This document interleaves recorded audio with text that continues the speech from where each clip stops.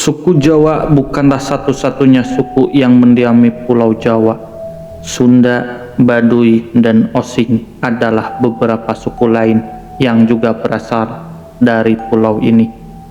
Osing merupakan suku yang berasal dari ujung Pulau Jawa, tepatnya Kabupaten Banyuwangi, Jawa Timur. Suku ini sampai kini masih bisa ditemui di beberapa daerah di Banyuwangi. Salah satunya adalah Desa Kemiren. Dilansir dari jurnal berjudul Kajian Bahasa Osing dalam Modernitas karya Andika Wahyudiono, Osing berasal dari kata using yang dalam bahasa Bali berarti tidak. Beberapa keberadaan suku Osing di Banyuwangi tak bisa terlepas dari Kerajaan Blambangan dan peristiwa Puputan Bayu. Dikutip dari jurnal perancangan film dokumenter Tribute to East Java Arctic karya Evan Permana, pada akhir kekuasaan Majapahit terjadilah perang udara. Perang tersebut membuat banyak wilayah Majapahit melemah. Konflik internal yang terjadi di dalam Majapahit membuat kerajaan tersebut akhirnya runtuh. Kerajaan Blambangan yang dulunya merupakan bagian dari Majapahit pun akhirnya berdiri sebagai kerajaan sendiri selama kurun waktu 2 abad, sekitar tahun 1546 sampai tahun 1764. Kerajaan Blambangan menjadi sasaran penaklukan dari kerajaan di sekitarnya. Penduduk Blambangan akhirnya melakukan migrasi ke sejumlah daerah karena serangan-serangan dari kerajaan sekitar. Mereka akhirnya tersebar ke sejumlah tempat. Beberapa mengungsi ke lereng Gunung Bromo yang kini menjadi suku Tengger. Beberapa ke Bali dan beberapa bertahan di Blambangan yang kini dikenal sebagai Banyuwangi. Masyarakat yang memutuskan untuk menetap di Blambangan inilah yang menjadi cikal bakal dari suku Osing. Dikutip dari sekilas Puputan Bayu yang disusun pemerintah Kabupaten Banyuwangi, Puputan Bayu adalah peperangan yang terjadi antara pasukan VOC dan pejuang-pejuang Blambangan pada tahun 1771 sampai 1772. Peperangan ini pecah di daerah Bayu yang kini menjadi Kecamatan Songgon, Kabupaten Banyuwangi. Kubu pejuang Blambangan dipimpin oleh Rempeg atau yang lebih dikenal dengan julukan Pangeran Jagapati. Ia merupakan buyut dari Raja Blambangan Prabu Susuhunan Tawangalun. Puputan Bayu dipicu tindakan Belanda yang saat itu mulai menguasai daerah Blambangan. Kebijakan seperti tanam dan kerja paksa yang diterapkan untuk kaum pribumi membuat Raden Jagapati geram. Tak hanya itu, Belanda dan pasukan memperlakukan wanita pribumi dengan semena-mena. Mereka tak memandang apakah si wanita gadis, janda, atau istri orang. Hal ini membuat kemarahan Raden Jagapati memuncak. Ia kemudian menyusun rencana di daerah Bayu bersama para pejuang untuk menyingkirkan Belanda. Banyak penduduk daerah lain yang akhirnya bergabung dengan Jagapati di Bayu. Wilayah ini pun menjadi kekuatan baru yang dianggap berbahaya bagi kedudukan VOC di Blambangan.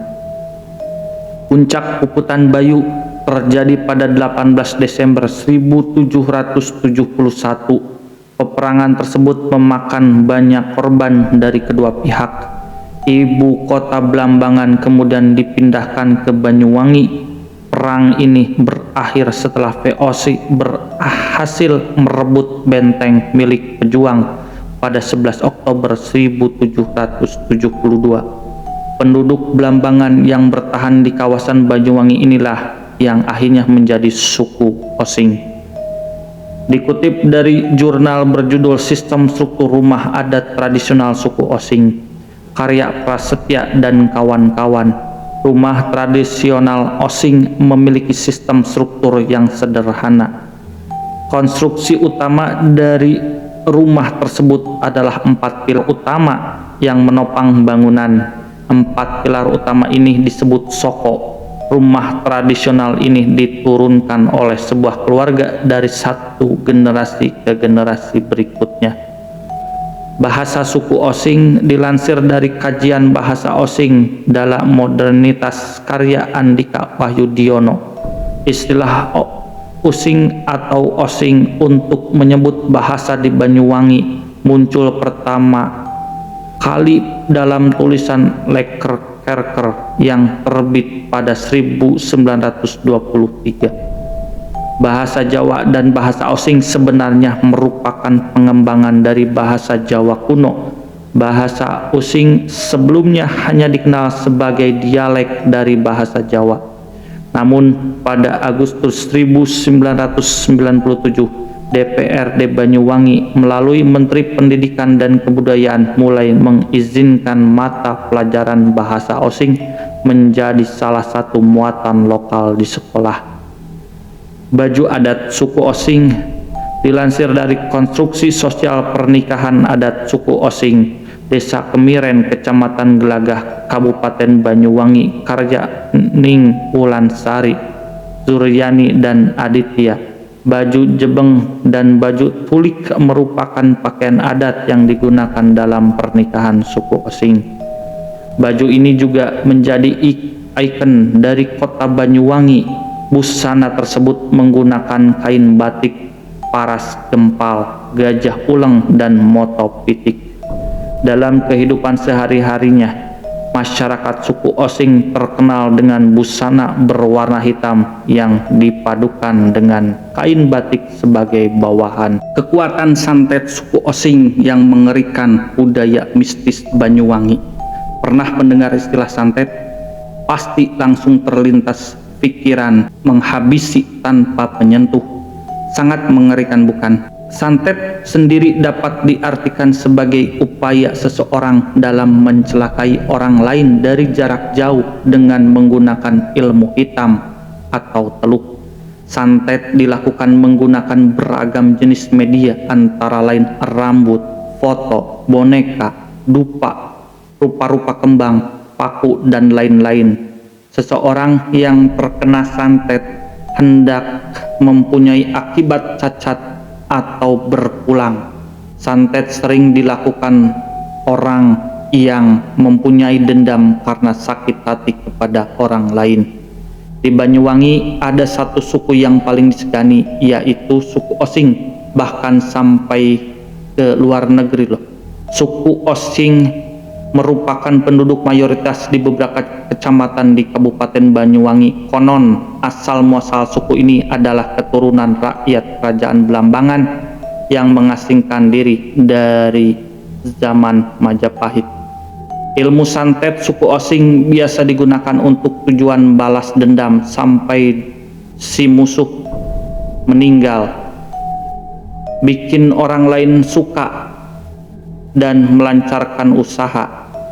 Bagi suku Osing, budaya santet ini masih melekat di kehidupan masyarakat saat ini. Bahkan suku Osing ini dikenal dengan kekuatan santet yang mengerikan sampai dijuluki sebagai kota santet. Dikarenakan sejak peristiwa memilukan, yaitu 100 orang lebih dihabisi secara misterius karena dituduh memiliki ilmu santet. Peristiwa ini dikenal luas oleh masyarakat sebagai tragedi santet tahun 1998. Mantra-mantra masyarakat Banyuwangi ini memiliki keunikan yang berbeda dari mantra-mantra etnik lain, yaitu terletak dalam pembagian mantranya yang tidak hanya dibagi berdasarkan megi hitam, megi putih, melainkan dibagi 4 macam mantra. 4 jenis mantra santet Banyuwangi. Santet hitam. Mantra magi hitam yaitu mantra yang dijiwai dengan nilai-nilai kejahatan dan digunakan untuk kejahatan pula. Korban dari mantra magi hitam ini tidak hanya akan kehilangan nyawa, tetapi juga harta bendanya. Yang tergolong dalam mantra magi hitam adalah bantal nyawa, bantal kancing, cekek, sebul, dan tah kuburan, santet merah. Mantra magi hitam ini tidak didasari oleh hati nurani, tapi biasanya didorong oleh hawa nafsu. Tujuannya yaitu agar si korban tersiksa batin maupun fisiknya, tapi kefatalannya tidak semengerikan magi hitam. Yang tergolong mantra magi merah adalah jaran goyang, siti henar, semut gatel, bental guling, gombal kobong, dan polang dara. Santet kuning. Mantra magi kuning adalah mantra yang didasari ketulusan hati dan maksud yang baik. Biasanya hanya terbatas hubungan antar individu. Mantra ini biasanya digunakan agar disenangi dan dicintai manusia. Yang tergolong mantra magi kuning adalah sabuk mangir, si gendrung mangu, mangu prabu kenya, puter giling, semar mesem, damar wulan, ambar sari, si kumbang jati, dan tes putih, tes abang, santet putih. Mantra magi putih adalah mantra yang dijiwai oleh nilai-nilai kebaikan dan digunakan untuk tujuan kebaikan. Mantra ini digunakan untuk menetralisir praktik mantra magi hitam dan merah, baik untuk menyembuhkan maupun penolak bala. Mantra yang tergolong magi putih adalah semua mantra yang digunakan untuk menyembuhkan atau pengobatan dan pencegahan atau penolak bala. Ada beberapa cara penanggulangan santet, antara lain: pertama, dengan cara tidur di lantai yang langsung menyentuh bumi. Jika menggunakan alas tidur tidak lebih dari 15 cm dengan tidur di lantai, maka kesulitan masuk karena terhalang muatan negatif dari bumi. Kedua, membuat alat elektronik yang mampu memancarkan gelombang bermuatan negatif. Makhluk halus, jin, santet, dan lain-lain akan menjauh jika terkena getaran alat ini. Tetapi kelemahan alat ini tidak mampu mendeteksi makhluk baik dan jahat. Ia akan mengenal makhluk apa saja. Ketiga, melakukan gerakan senam khusus, yakni tapak kaki harus menyentuh bumi. Gerakan senam ini hanya punya satu gerakan inti, jadi mudah sekali dilakukan oleh anak-anak hingga orang tua. Selain untuk menyembuhkan berbagai penyakit medis yang sulit sembuh, senam ini cukup banyak menyelesaikan kasus santet juga. Gerakan ini murni senam tanpa mantra atau pernafasan khusus. Keempat, menanam pohon atau tanaman yang memiliki muatan negatif. Bagi yang peka spiritual, aura tanaman ini adalah terasa dingin.